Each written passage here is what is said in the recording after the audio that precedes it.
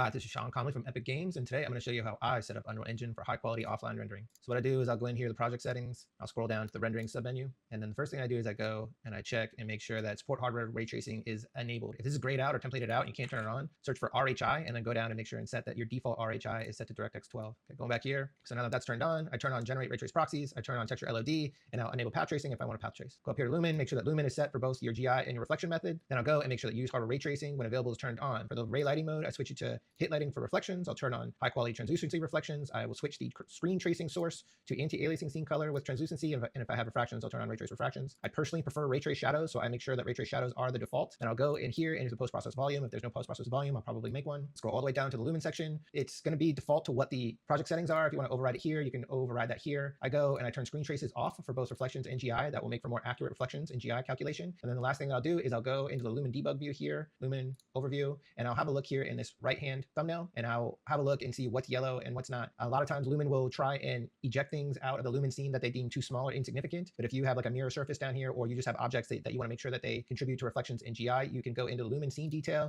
and you can increase that until all of the objects are in the Lumen scene that you want to be in the Lumen scene. Hopefully that helps. Have fun.